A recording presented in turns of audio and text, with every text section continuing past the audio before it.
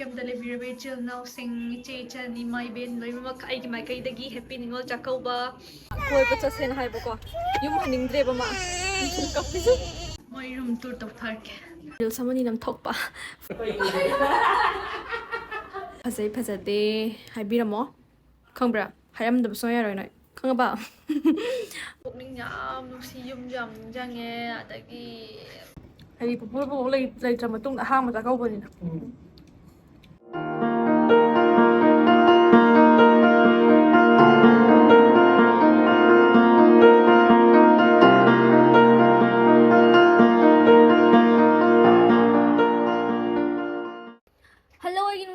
Now, ma'am, I got no crumb jerry, a city happy Ningol Chakouba, I give my Kaidagi, Ningol Ibising Kyabu, Ningol Ibising Kyagi, I put on Nijari, Mongol Pinabio, Doga, I say, have been a Michidagi Ningol, ma'am, no, I but no, Aduga, I saw Chakouba Chato in Nivako.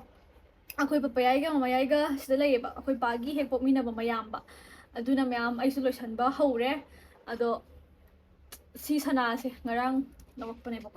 Aduga ay sana lupa yung purakte do na aray bakra dum se laga chatlani aduga hajik ke pa hobzara age ma'am Ningol Chakouba na mitse ring bunsi do targa su kaya ni yum da di chatngi bako adu so ma'am su kem ta khanbi ga no chat pa phangdaba natraga kem da lay bi chil na ma'am pumna mangpusu awa bada saruk ya jari adi ma'am ay buk leksan pa hobzara age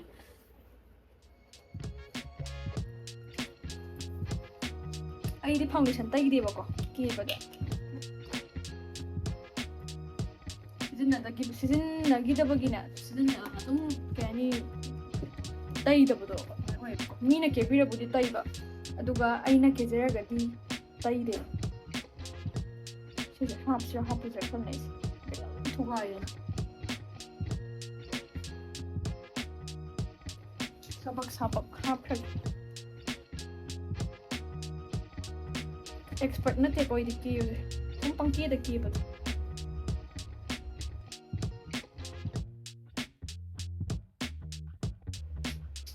na masu yam laitre purakte bai dum arai bina ki music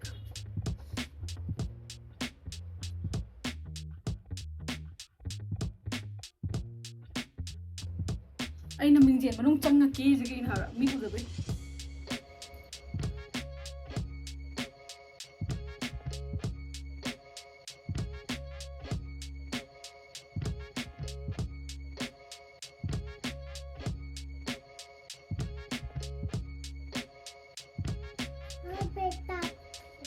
makeup anong chingdagi tayo ma'am hojik loire na chom ga sema thomrong hongdre tois aduna ma'am hojik se isolation ba loire pochai ha pas loire hojik gari m chatai ke toramane ko nung sare dai punga ma khai muk change ba ko aduna uber oina kauraga chatla se na uber oina kaurani ma'am adu tar ga di uber khobagi haidi mapan tho kan doina ma'am da hanja yeng hanjarage ma'am hojik chatle ba ko harabuti wandi yaudoba auto nga kana kip auto nga kana auto phangdaba kip nga kana kip phangdaba adugi thege taw thegak tana ko phangbo tom toraga chaleba ko ade ma'am yaura kan doina uchara age belas da phakmi yong ko belas le ere de ma'am chanas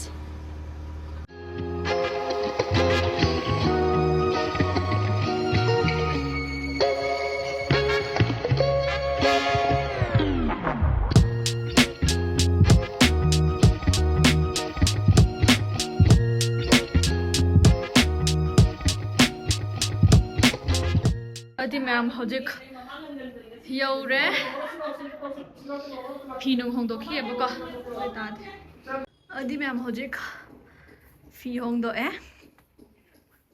samgulung kan to ko chik pa de a jai cham do dry to tre phajana adi di ma'am mapan tho se yaure uchina china idi pat le la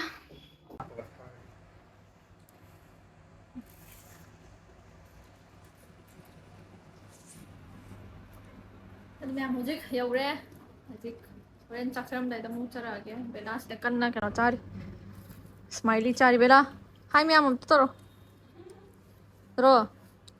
sikare ma pupuye mang di kai asidi mirror gi video ina dum tawra kaino da ai kuire haba full mirror dan yengdaba kaino da ayum da gi chaw chaw mingjin la ga si quarter lak da di ko mingjin de thoda ina ke mam je si ai ngau zare sma ai u da pukuri sani sa aditi mam hajik chak chan ba tawra ge ba ko beladi ma nugget chari ba ko aduna ma horen ga tang na ilasiya na ba da adu da mam horen matang asi de pokning yam si akhoi ma hai bane akhoi ma akhoi pa su video call do device na ya buka asom da akhoi di hoi kauri ba haidi handak chai su yong de cha cha roi dam ne ma pa de magi chat pa phange aduna ma'am chak cha na ba do ras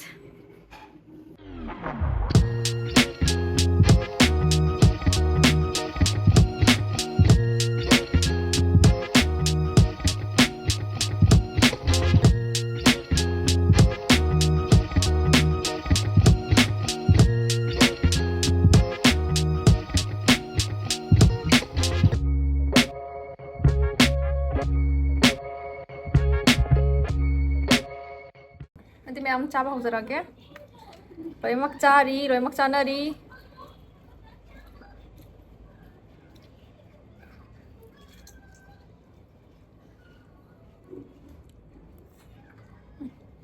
이건 뭐지? 아 왜?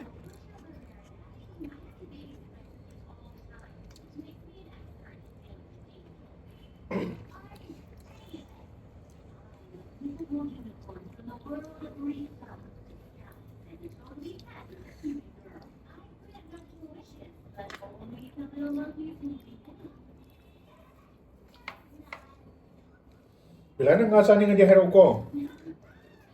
Nggak sani mah bilang. Hả? Pakai hero. TV yung han. Ang gahang. Saya nak. Kalau ni ya. Kita kira nggak ada. Oh benar. Ayo bilang ke. Hả? Oh benar. Nga thong bisi pura bhamon mane. Sudah belum berapa.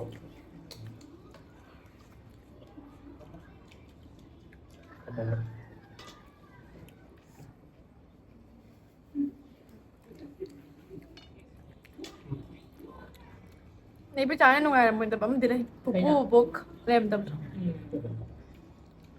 hay phục vụ bốc lấy cho mà tung đã hang mà ta câu bên này ai bảo bà Lagi kan masih mau apa tu sahadi kok sudah kan. Dia lah campur apa kan. Yang kena sabun tu. Sih sih. Singa Khourangna. Tak ada. Yang ada apa? Dia saya sih tak. Mau belum tu. mày mang cuốn nó ngày lên mấy ngày đi mà làm gì vậy hay giúp cho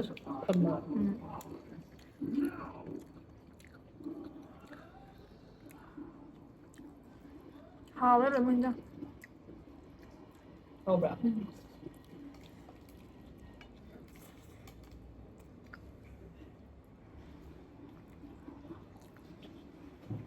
Bila saya sudah. Kalau mau mau Xin mình là bên nâng đỏ. Đã học được à? masih banyak. Di ma'am हजिक चाक चाबा लोरे पुक kasi पुखाइ दरे केम तोरे खोभाव अमा ngasi इंजांग J खoi पकाइन थोंबने बको di ma'am khangde ngasi je pokning yam nusi yum jam jange adagi khangde ga mai hadan haibum khangdre duga bela de sidale bela hi ma'am toram khununga yama hispu haidi engon thamoi de khangde ga mai kai nong phao de toy bako duga amuka so haige happy ningol chakouba relief camp delivery chill now sing che chani mai ben loi ma kai gi mai kai dagi happy ningol chakouba duka moi room tour to tharke sida kam lai re 2 BHK ne baka sida bathroom sida am lai re moi na pai ka sida hall wasne na pai ka job ayo de sorry sini se ꯃꯅꯤꯄꯨꯔꯗꯅ ꯑꯩꯈꯣꯏꯅꯦ ꯆꯧꯕꯤꯅꯦ ꯃꯆꯥ ꯑꯩꯈꯣꯏ ꯅꯤꯉꯣꯜ ꯋꯥꯍꯦꯡꯕꯝ ꯑꯩꯈꯣꯏꯒꯤ ꯏꯆꯤꯟ ꯏꯅꯥꯎꯗ ꯑꯩꯒꯤ ꯀꯖꯤꯟꯗ ꯅꯨꯄꯤꯁꯦ ꯑꯅꯤ ꯈꯛꯇꯅꯦꯕ ꯑꯩꯒ ꯏꯅꯥꯎꯄꯤ ꯑꯩꯒ ꯍꯦꯛ ꯄꯣꯛꯃꯤꯟꯅꯕ ꯏꯅꯥꯎꯄꯤꯗꯀꯣ ꯑꯩꯈꯣꯏ ꯄꯥꯅ ꯑꯩꯈꯣꯏ ꯄꯥ ꯑꯩꯈꯣꯏ ꯃꯥꯅ ꯅꯨꯄꯤ ꯑꯅꯤ ꯑꯃꯒ ꯅꯨꯄꯥ ꯑꯃꯒ ꯄꯣꯛꯑꯦꯕ ꯑꯗꯣ ꯑꯇꯩꯅ ꯅꯨꯄꯥ ꯉꯥꯛꯇꯅꯦꯕꯀꯣ ꯑꯗꯨꯒ ꯑꯩꯈꯣꯏ ꯄꯥ ꯍꯣꯏꯒꯤ ꯃꯆꯤꯟ ꯃꯅꯥꯎꯗꯅ ꯅꯨꯄꯤ ꯑꯅꯤ ꯑꯗꯨ ꯑꯣꯏꯇꯥꯔꯗꯤ ꯃꯌꯥꯝ ꯀꯩꯅꯣ ꯇꯧꯔꯦ ꯑꯁꯤꯁꯦ ꯍꯥꯏꯐꯝ ꯈꯪꯗꯦ ꯑꯩ ꯀꯞꯁꯨ ꯌꯥꯝ ꯀꯞꯅꯤꯡꯉꯦ ꯍꯥꯏꯗꯤ ꯑꯩ ꯃꯣꯏ ꯑꯔꯥꯝꯕꯥꯏ ꯇꯦꯡꯒꯣꯜꯒꯤ ꯏꯕꯨꯡ ꯏꯄ꯭ꯋꯥ ꯃꯌꯥꯝꯅ ꯆꯥꯛ ꯀꯧꯕꯗꯣ ꯎꯔꯦꯕꯀꯣ ꯑꯗ ꯍꯥꯏꯗꯤ ꯋꯦꯜ ꯀꯞ ꯀꯃꯥꯏꯅ ꯇꯧꯗꯅ ꯀꯞꯅꯤꯡꯉꯦ ꯑꯩꯗꯤ ꯀꯞꯄꯗ ꯅꯣꯛꯄꯅꯦ ꯍꯥꯏꯕ ꯀꯞꯅꯣ ꯑꯗꯨ ꯃꯌꯥꯝ ꯌꯥꯝ ꯅꯨꯡꯁꯤꯌꯦ ꯑꯗꯨꯃꯥꯏꯅ ꯇꯧꯕꯤꯕꯗꯣ ꯑꯗꯨꯒ ꯃꯄꯥꯟ ꯂꯝꯗ ꯂꯩꯕ ꯑꯩꯈꯣꯏ ꯅꯤꯉꯣꯜꯁꯤꯡꯅ ꯍꯩꯅꯤꯡꯉꯥꯏ ꯂꯩꯇꯅ ꯊꯥꯒꯠꯆꯔꯤ ꯏꯕꯨꯡ ꯏꯄ꯭ꯋꯥ ꯃꯌꯥꯝꯕꯨ ꯑꯩꯁꯨ ꯅꯣꯡꯃ ꯅꯠꯇ꯭ꯔ ꯅꯣꯡꯃꯗꯤ ꯃꯇꯦꯡ ꯄꯥꯡꯕ ꯂꯥꯛꯆꯒꯦ ꯑꯗꯨꯗꯤ ꯃꯌꯥꯝ ꯃꯈꯥ ꯇꯥꯕ ꯚꯤꯗꯤꯑꯣ ꯃꯤꯠꯌꯦꯡ ꯇꯥꯃꯤꯟꯅꯔꯁꯦ ꯂꯥꯛꯀꯅꯤ ꯃꯥꯃꯣ ꯂꯥꯛꯀꯅꯤ ꯃꯥꯃꯣ ꯂꯥꯛꯀꯅꯤ ꯍꯥꯏꯕ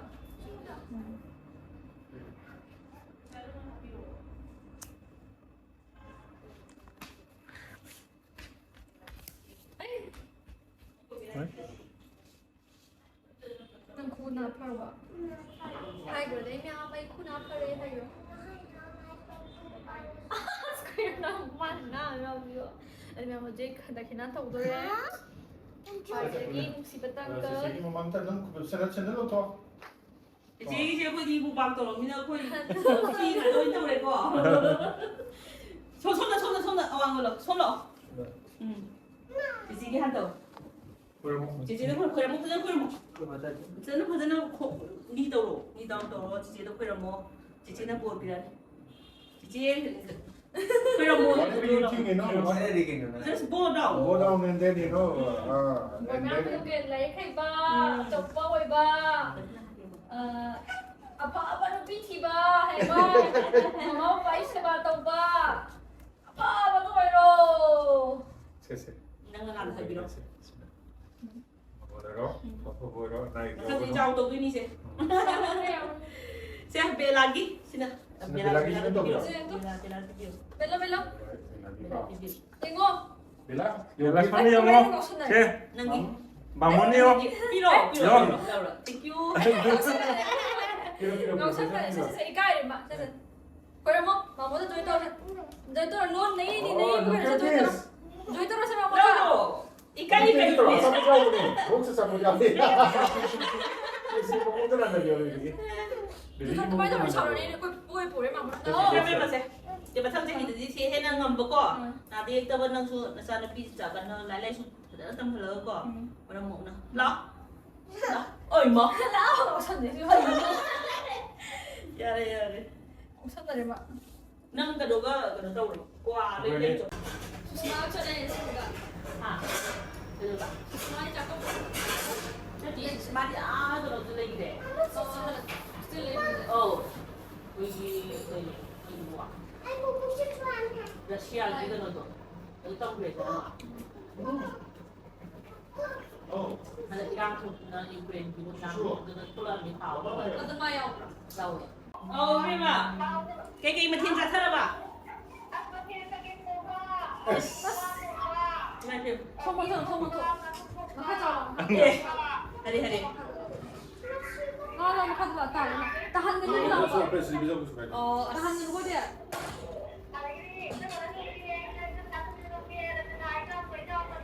As, do kinahon ngam dre.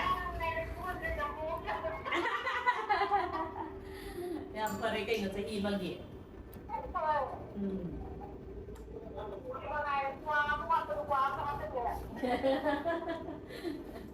Ini kan ni sudah lah asa anu ada. Ha.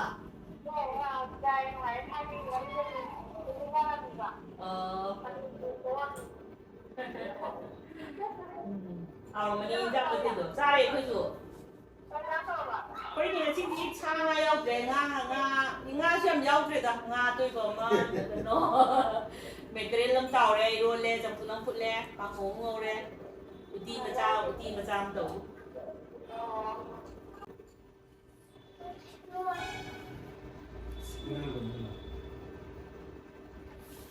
Mo ira.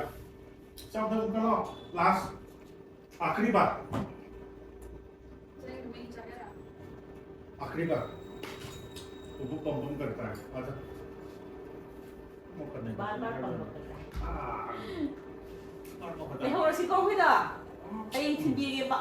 कौन Leo lagi dah. Chagai Leo lagi dah. Leo lagi.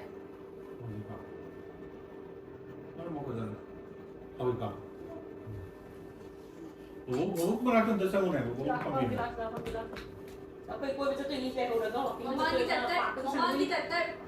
Mama macam tu tu. Pakai sepeda, bukan pakai. Saya nanti mungkin mama mungkin hau tu. Si số đồ đồ nó là cái gì hay mình sẽ tuyển chỉ đạo thế. Đạo sẽ anh nó phẩm gì đâu, anh nó phụ duyên nhỉ. Không ra.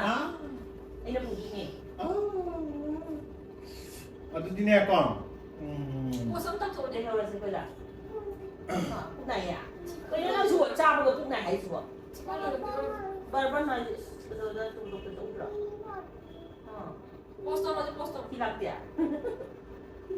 Tak tak tak hay tu. Kita tak selalu awat ini pak. Kita bagi dulu begini, ada dengan ada tu jatah. Tidak. Mana you ni orang mana kan? Kau ada dengar? Apa tu? Satu minggu saja. Oh, mana channel tu ni mana channel ni? Nah, kayak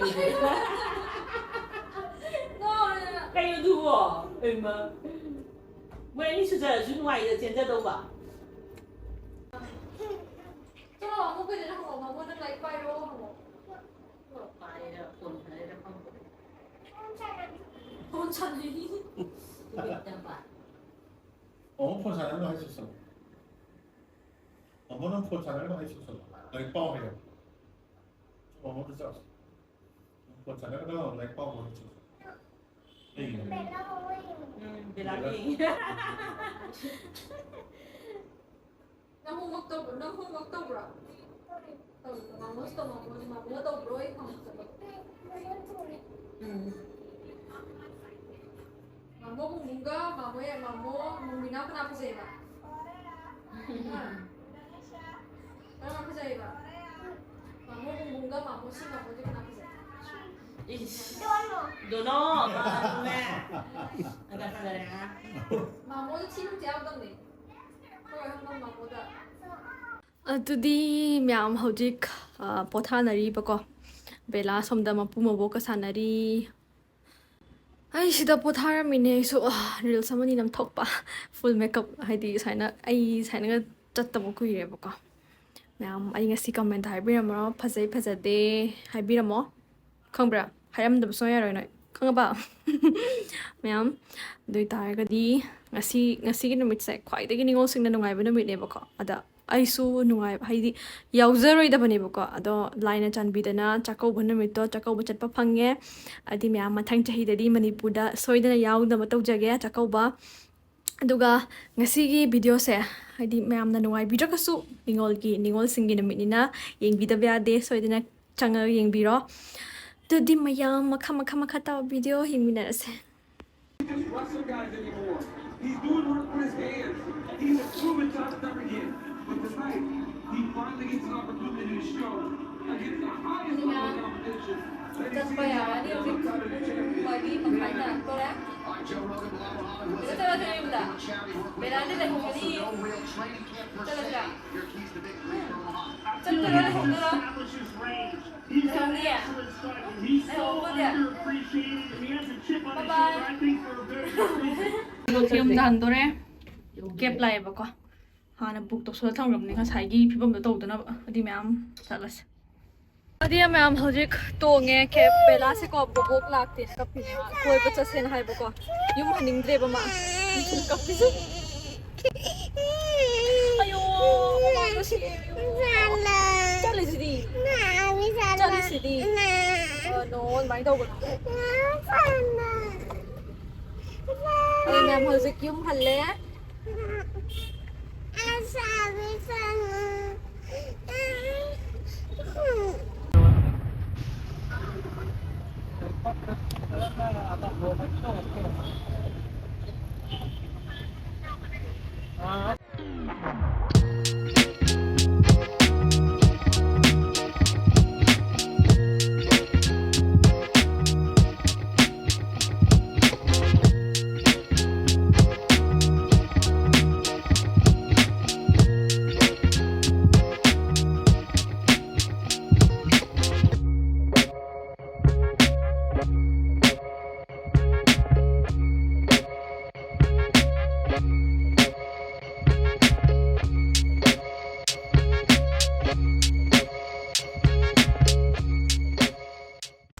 Yam traffic.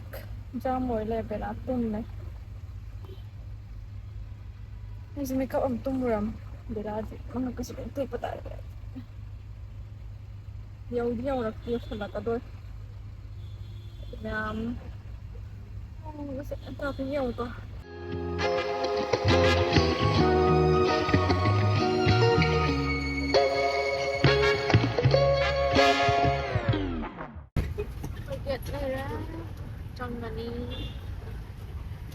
Bara ek patle ga Chakouba chapkar myam yum yores bara ek patle bela su ningai ta uda loire ba khoma tummaga lakpagi hodok pagi adra myam ngasi gi video se mathang solution jaragi chinlaw myam phuna pui kopna na khuram jari aduga ai gi video se bu nuai te myam comment haibira mo mathang gi video dong thenera se bye bye